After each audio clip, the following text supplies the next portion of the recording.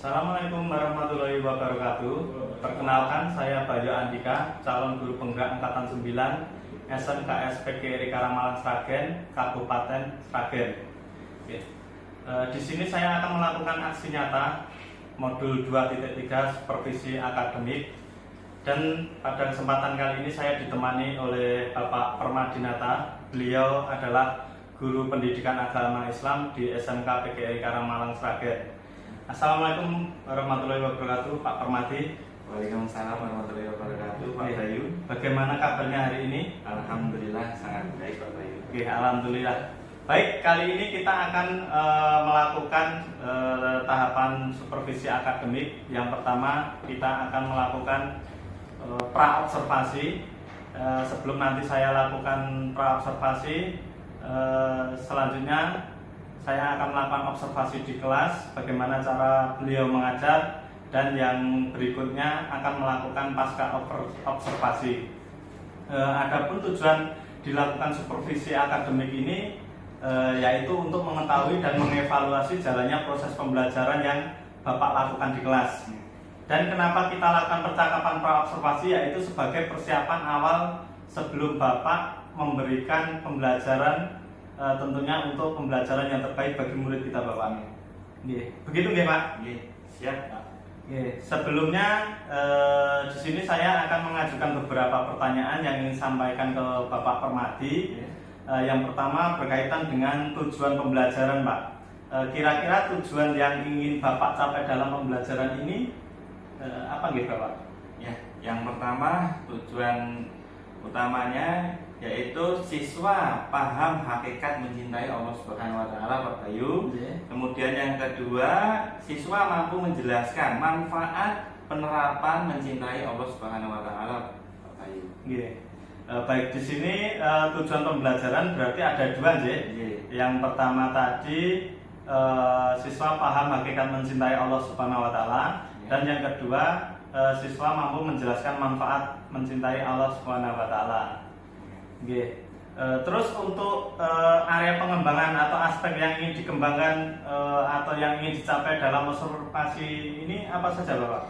Yang pertama, Pak, area pengembangan yang ingin saya capai atau saya observasi yaitu aspek pengetahuan dan aspek keterampilan peserta didik, Pak. Di aspek pengetahuan, siswa paham hakikat mencintai Allah Subhanahu wa taala, Pak. Kemudian yang di aspek keterampilan, siswa mampu menjelaskan manfaat mencintai Allah Subhanahu wa taala. Berarti ada dua aspek. Yang pertama aspek pengetahuan, siswa mampu memahami, dan yang aspek kedua di aspek keterampilan, siswa mampu menjelaskan. Selanjutnya, Pak, untuk rencana pembelajaran yang ingin Bapak terapkan di dalam kelas seperti apa, nggih? Mungkin dari strategi pembelajaran, model pembelajaran, juga dari metode pembelajaran, Bapak. Baik, Pak, untuk strategi pembelajaran saya yang saya gunakan itu adalah model pembelajaran berbasis masalah, Pak, atau PBL, yang implementasinya itu bahwasanya siswa itu sebagai pusat pembelajaran, Pak. Kemudian pembelajaran didiferensiasi berdasarkan keterampilan siswa yang diintegrasikan dengan pembelajaran sosial, emosional siswa. Kemudian saya akan melakukan pembagian kelompok sesuai dengan kemampuan, keaktifan, dan keterampilan siswa, Pak. Model pembelajaran berbasis masalah atau problem based learning ini adalah metode pembelajarannya kerja kelompok, penugasannya, dan juga tanya jawab, Pak. Kemudian untuk media pembelajarannya, Bapak? Untuk media pembelajaran, baik, Pak. Untuk media pembelajaran saya menggunakan dari beberapa media, yang di antaranya buku pegangan, buku teks, dari perpus, kemudian media PowerPoint, serta audio visual yang saya tayangkan dari layar proyektor, Pak. Terus nanti untuk kira-kira kapan sih Bapak akan melakukan pembelajaran tersebut ketika saya ingin datang ke kelas untuk observasi, Bapak? Kebetulan saya akan melakukan kegiatan tersebut di di hari Senin Pak, jam ke-5 dan jam ke-6 di kelas 10 teknik komputer dan jaringan. Berarti Senin depan ya, Iya. untuk jam ke-5 jam ke-6. Siap. Saya mohon izin untuk datang ke kelas Bapak. Ya. Saya akan melakukan supervisi kelas. Ya. Saya akan melihat dan mencatat hal apa yang terjadi selama ketika pembelajaran di kelas. Nah, nanti setelah Bapak melakukan observasi dan pembelajaran di dalam kelas itu, kita akan melakukan percakapan lagi, nanti percakapan pasca observasi ya Bapak. Ya. Siap Pak. Baik Pak, silakan dengan senang hati Pak. Oke. Baik, sebelum kita akhiri, kira-kira apa yang Bapak dapatkan dari percakapan hari ini mengenai pra observasi ini Bapak? Baik Pak, saya mendapatkan gambaran-gambaran hal apa saja yang akan saya lakukan nantinya di dalam pembelajaran saya Pak. Oke. Baik, terima kasih Bapak Permadinata atas waktu yang diberikan. Sebelumnya mohon maaf mengganggu, izin waktunya, nanti saya akan mengganggu pembelajaran di kelas. Dan satu lagi nanti pasca observasi ya Bapak. Ya, siap Oke, Pak. sekali lagi terima kasih.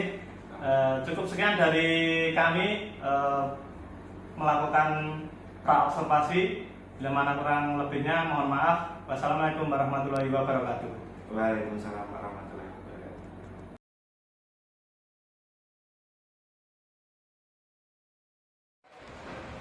Bismillahirrahmanirrahim. Assalamualaikum warahmatullahi wabarakatuh. Ya. Bagaimana kabarnya teman-teman? Sehat semua ya? Alhamdulillah kalau sehat. Kemudian di sini saya mau absen dulu ya untuk kehadirannya teman-teman. Ya.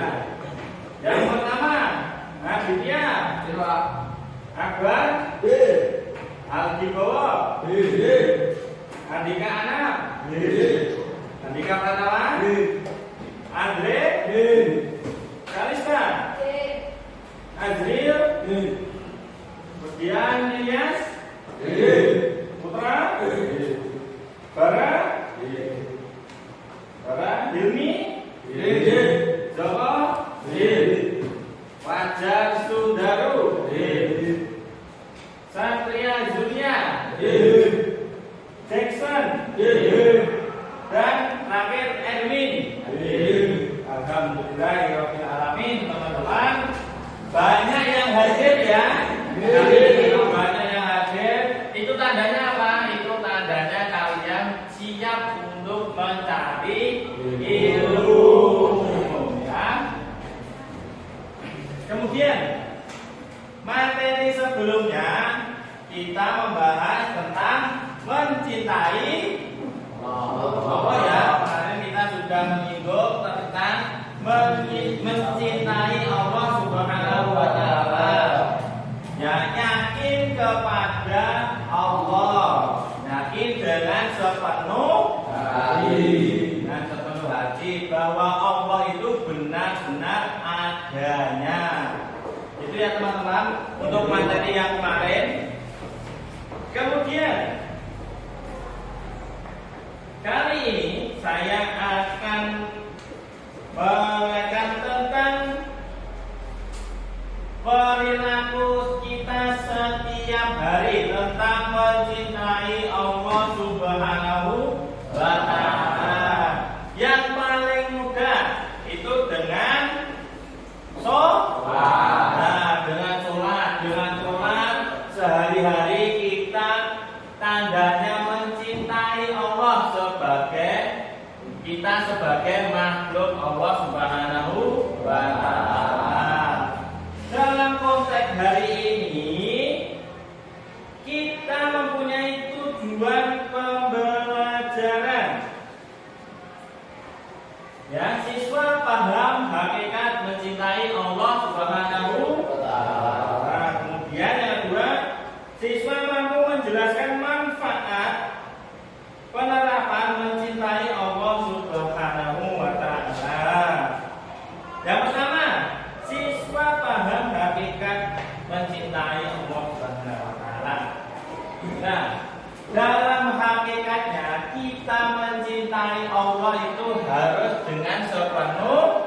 dengan sepenuh hati. Kemudian kita juga melaksanakan perintahnya, kemudian menjauhi larangannya. Itu tandanya apa teman-teman? Itu tandanya kita itu paham hakikat mencintai Allah Subhanahu wa taala, bahwa Tuhan satu-satunya itu yang kita percayai sebagai umat Islam itu adalah Allah Subhanahu wa taala. Dan Allah Subhanahu wa taala itu yang telah menciptakan bumi seisinya. Ya, jadi gunung-gunung itu ciptaan Allah, laut di sana ciptaan Allah. Kemudian makhluk hidup mulai dari manusia, binatang dan tumbuhan. Nah, apa toh manfaatnya kita mencintai Allah Subhanahu wa taala? Ada yang bisa menjawab manfaat kita mencintai Allah Subhanahu wa taala? Ya, yang pertama saya akan jelaskan. Ketika kita sudah mencintai Allah Subhanahu wa taala itu manfaatnya yang pertama, hati kita terasa tenang. Ya, hati kita terasa tenang, maupun berada dimanapun itu tenang. Karena apa? Karena kita sudah yakin, sudah mencintai Allah dengan yakin bahwasanya Allah itu adalah penolong kita. Ya. Jadi kalau ada mana bahaya dari sekitar kita bisa, hati kita bisa merasa tenang karena kita mempercayai adanya Allah Subhanahu wa taala. Yang kedua, manfaat dari mencintai Allah Subhanahu wa taala itu adalah kehidupan di sekitar kita, antar manusia, ya, antar bermasyarakat. Yang kita ambil contoh saja di lingkungan masyarakat kalian semua ya. Kalau kita sudah mencintai Allah Subhanahu wa taala, sudah mengerti hakikat Allah Subhanahu wa taala, itu bisa bermasyarakat dengan tenang ya. Dengan tenang. Kemudian teman-teman kalau sudah mengetahui manfaatnya, kemudian kita harus mengaplikasikannya. Ya, mengaplikasikannya atau mengimplementasikan. Ya. Mengimplementasikan itu apa Pak? Mengimplementasi itu kan adalah menerapkan, ya, menerapkan perilaku kita mencintai Allah Subhanahu wa taala. Ketika kita sudah percaya dengan Allah Subhanahu wa taala, manfaat selanjutnya hidup kita, ya, hidup kita tadi kan ada sudah hati, dari masyarakat, kemudian dari lingkungan sekolah. Ya, lingkungan sekolah itu kalau sudah mempercayai Allah Subhanahu wa taala, maka semua yang dilakukan teman-teman di sini itu didasarkan dengan ibadah ya. Tentang ibadah, kalau kita kemanapun sekolah itu kita niatkan untuk beribadah. Selain kita itu belajar, kita itu niatkan untuk beribadah. Karena niat itu sangat penting teman-teman. Ya, sesuatu yang dimulai dengan niat, itu pasti akan terasa manfaatnya. Contoh saja, sholat itu harus pakai niat. Ya, mungkin teman-teman sudah hafal semua ya di sini. Niat sholat, alhamdulillah. Masa kolek sholat, masa gak ada niat, masa ujung-ujung ini. Nah, ya niat itu harus dibacakan dengan perlahan, bukan bengok-bengok ya. Dalam hati, tapi bacaannya dengan pelan atau lirik. Kemudian teman-teman,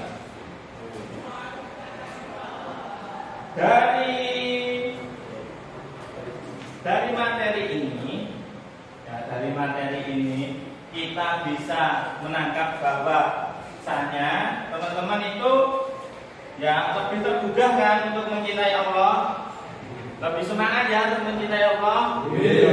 Nah,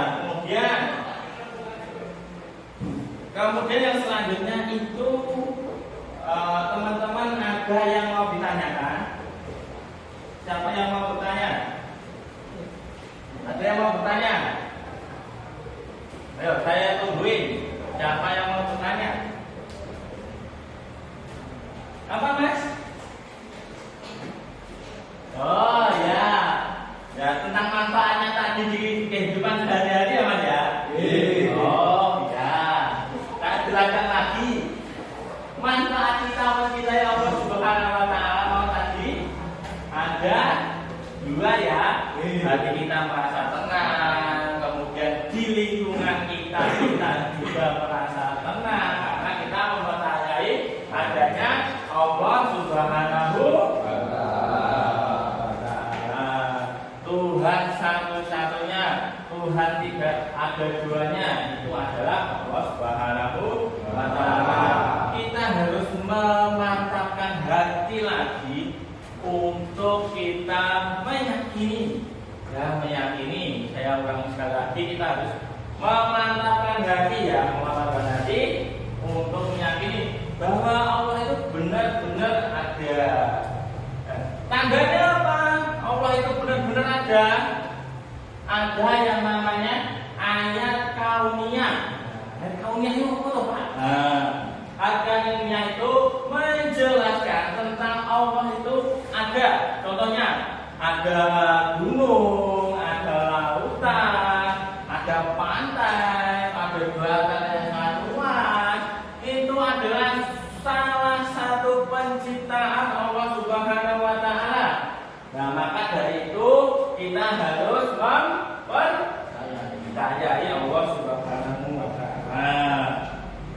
Ada yang ditanyakan lagi teman-teman? Materinya sudah jelas? Sudah jelas ya?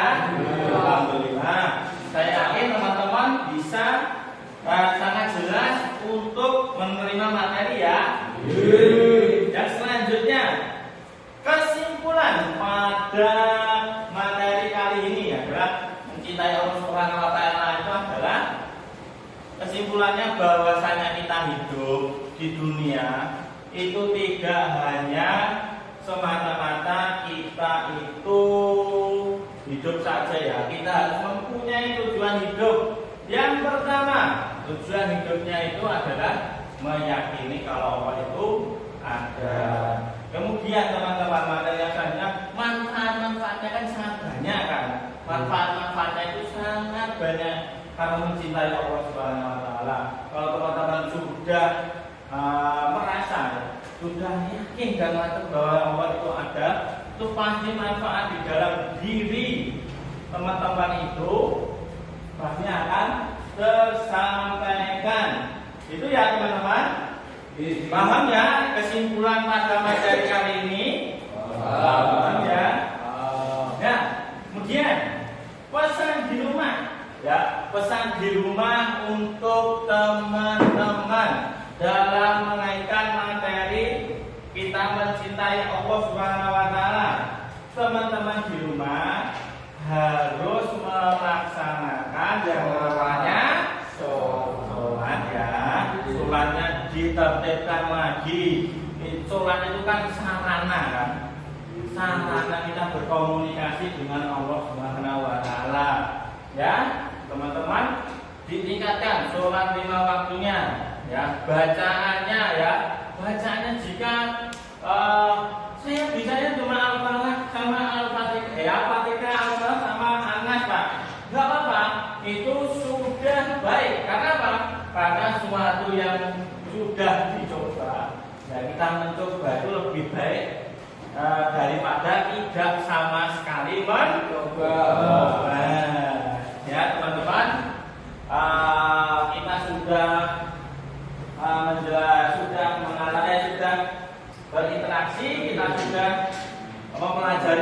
mencintai Allah Subhanahu wa taala.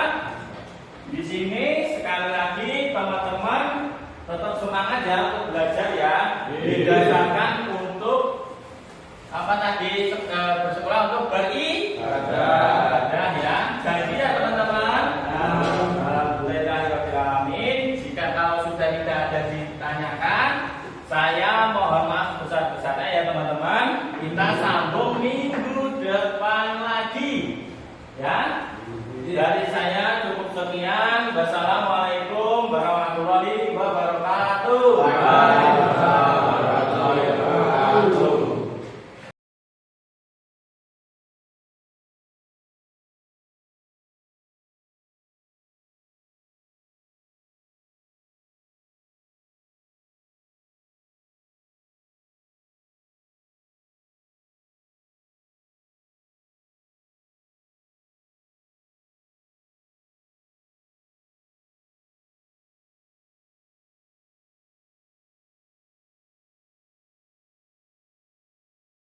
Assalamualaikum warahmatullahi wabarakatuh. Berjumpa kembali dengan saya tentunya Bayu Andika, calon guru penggerak angkatan 9 dari SMK PGRI Karangmalang Sragen, Kabupaten Sragen.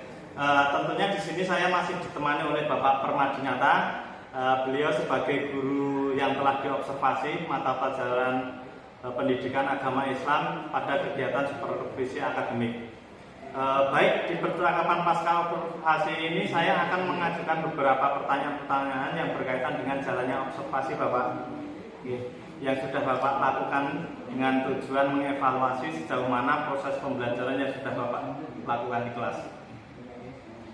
Yang pertama, bagaimana perasaan Bapak terkait observasi yang dilakukan di kelas berlangsung Pak? Baik Pak, karena baru pertama mungkin awalnya saya merasa tegang, tapi setelah berjalan kelamaan jadi santai dan mengalir apa adanya, dan alhamdulillah berjalan dengan baik Pak Bayu. Alhamdulillah ya Pak, bisa berjalan dengan baik. Kemudian bisa diceritakan kembali Pak kaitannya dengan kompetensi yang Bapak kembangkan. Ya, baik Pak Bayu, ada dua kompetensi, yaitu kompetensi pengetahuan dan juga kompetensi keterampilan. Untuk kompetensi pengetahuan itu berupa siswa paham hakikat mencintai Allah Subhanahu wa taala Pak Bayu. Kemudian yang kedua, keterampilan berupa siswa mampu menjelaskan manfaat penerapan mencintai Allah Subhanahu wa taala Pak Bayu. Apakah kedua kompetensi tersebut sudah berhasil Bapak lakukan di dalam pembelajaran di kelas? Alhamdulillah sudah berjalan dengan baik meskipun masih ada kekurangan. Menurut Bapak kekurangan seperti apa? Adakah kendala yang Bapak hadapi di dalam pembelajaran tersebut? Tentu saja ada. Kekurangan yang masih ada itu berupa siswa yang kurang aktif di dalam kerja kelompok dan cenderung pasif Pak. Baik, jadi masih ada beberapa siswa yang kurang aktif ya Pak, dan cenderung mengandalkan kemampuan anggota kelompok lain, sedangkan dia sendiri hanya menepeng gitu ya gitu Pak. Oke. Mungkin karena di kelas terlalu banyak siswa, apakah jadi faktor penyebab Pak? Ya Pak, mungkin karena di kelas terlalu banyak siswa, saya dalam membagi kelompok itu kurang sesuai dengan minat gaya belajar siswa tersebut Pak. Terus untuk langkah kedepannya, solusi atau jalan keluar yang Bapak lakukan untuk perbaikan pembelajaran tersebut, kira-kira bagaimana Pak? Baik Pak Bayu, tentunya saya akan melakukan pendekatan lebih intens lagi kepada seluruh siswa Pak Bayu, kaitannya dengan gaya belajar mereka masing-masing, supaya nanti kedepannya dalam belajar semua siswa nyaman dan semua bisa aktif dalam belajar juga kerja kelompok. Amin, semoga saja ya Pak. Baik Pak Permadi, terima kasih sekali atas kerjasamanya yang telah membantu saya melakukan serangkaian kegiatan supervisi akademik, dari kegiatan pra-observasi, dilanjutkan dengan observasi di kelas, dilanjutkan ini pasca observasi. Begitu nih Pak, terima kasih sekali lagi. Cukup sekian serangkaian kegiatan supervisi akademik dari saya, Bayu Andika, calon guru penggerak angkatan 9 SMK PGRI Karangmalang Sragen, Kabupaten Sragen.